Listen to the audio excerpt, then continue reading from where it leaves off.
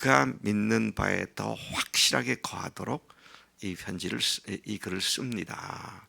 그런데 우리들 중에는 예수님 당시에 있었던 모든 것들을 직접 목격한 사람들, 증인들도 많이 있고, 그래서 그들로부터 근원으로부터 시작해서 그들의 증언을 통해서 많은 사람들이 글을 썼고,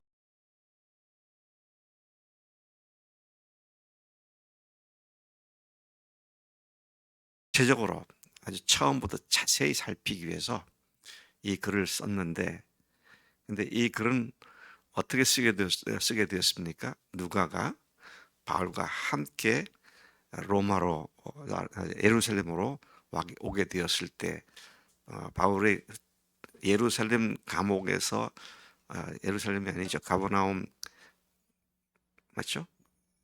가버나움 감옥에서 2년간을 있을 때 누가는 예수님 출생과 또 생애와 사망과 또 부활까지를 직접 목격한 사람들을 찾아다니며 인터뷰하고, 그래서 그들로부터 많은 구체적인 1차적 목격담들을 수집해서, 그리고 그걸 차례대로 기록한 것이 이 누가복음이죠.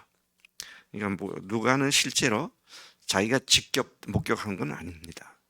목격자들을 2년여에 걸쳐서 직접 방문을 하고 만나고 그들의 증언을 듣고, 그래서 이제 누가복음을 썼는데, 그 목적은 아까 말씀드린 대로 데오빌로가 믿는 바가 확실하다는 걸 더 견고하게 하기 위해서 쓴다, 그런 얘기를 하고 있죠.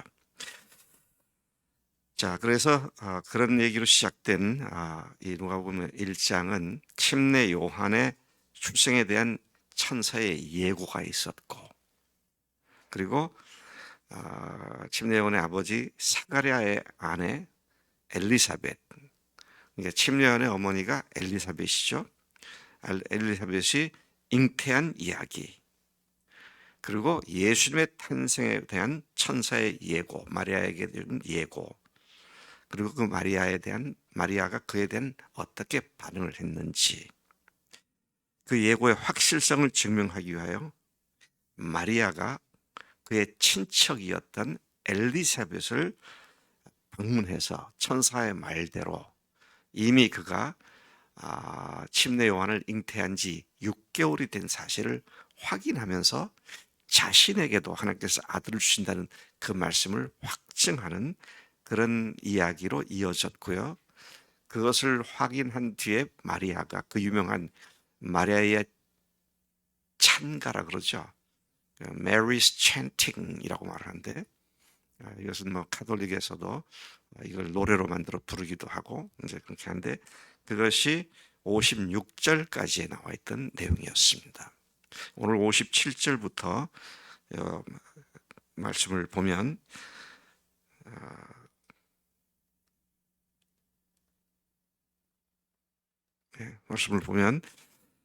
이미 앞서 예고한 대로 이제 드디어 침례 요한의 출생에 관한 이야기가 소상히 기록되고 있습니다.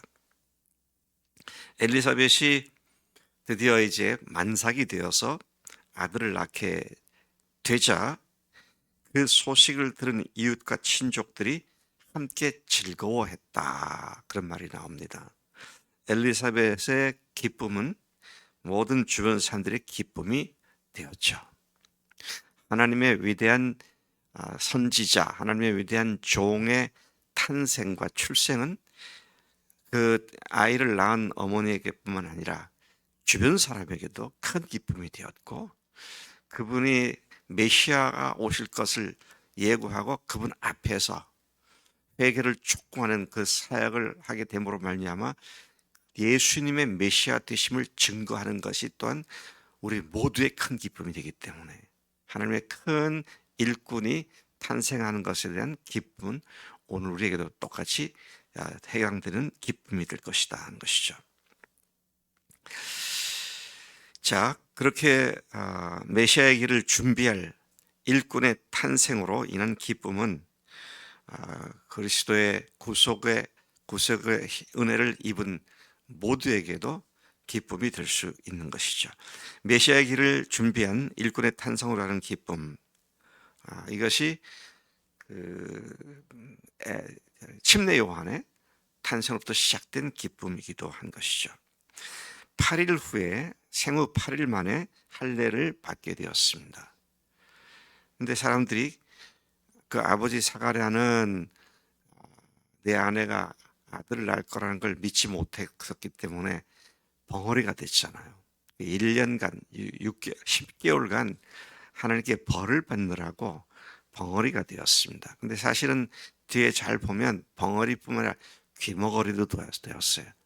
듣지도 또 말하지도 못하는 그런 상황이었습니다. 그러니까 친족들이 모여서 이 침례를 받고 하는 상황 속에서 이름을 아버지가 사가랴니까 얘도 사가랴라고 하자. 당시에 아버지의 이름을 그대로 따라서 짓는 풍습들이 있었는데 그렇게 제안을 하니까 그 어머니 엘리사벳이 아니다. 이름을 요한이라고 하자. 그래서 재미있습니다. 어떻게 그러니까 엘리사벳이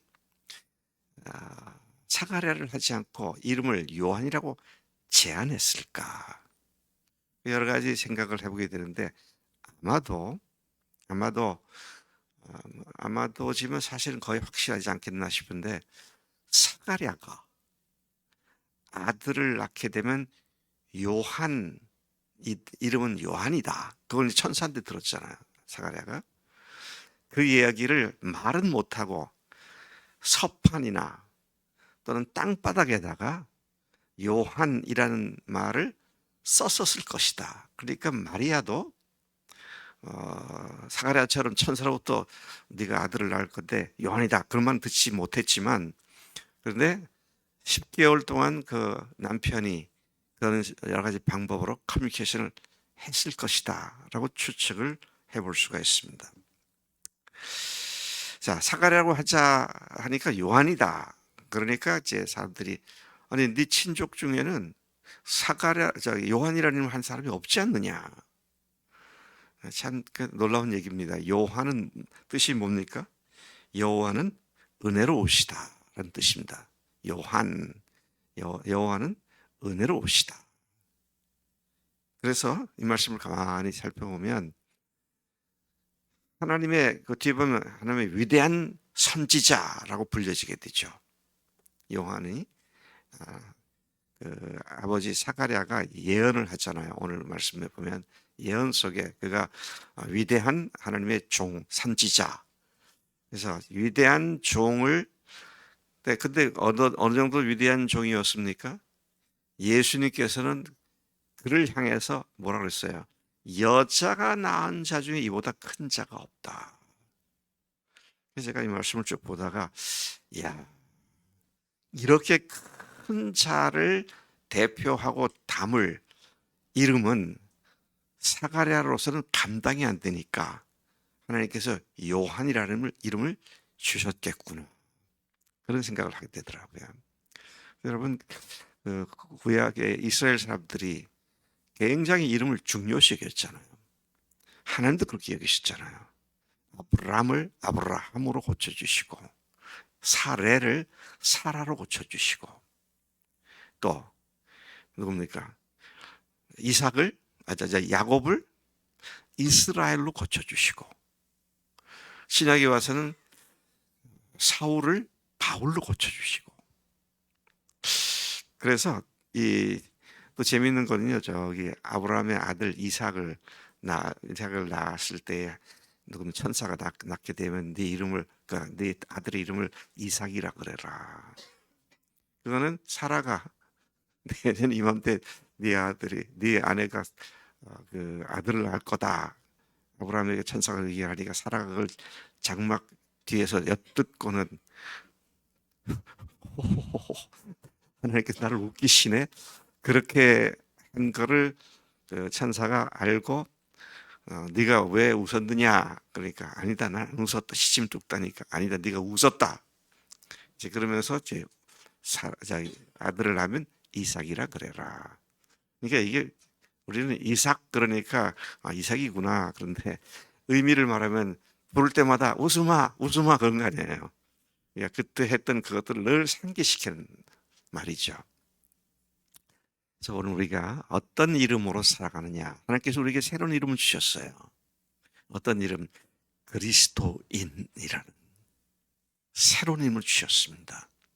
그래서 우리는 하나님의 이름으로 일컫는 자들이 되었다. 그래서 사람들이 그렇게 말해요. 이름값도 못하는 거. 그래서는 오늘 이 말씀 보면서 제가 그리스도인들이 이름값만 해도 그건 제대로 사는 거다. 그런 생각을 하지 않을 수 없더라고요. 자, 그다음에 이제 이런 일이 다 이루어지고 나니까 사가랴가 예언을 하죠. 그가 예언한 거 보면 특히 이제 몇 가지를 예언을 했는데요. 그가 예언한 내용을 볼 것 같으면은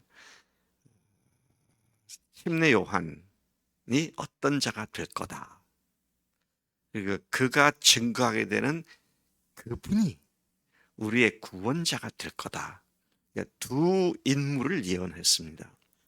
자기 아들 침례 요한을 예언했고요.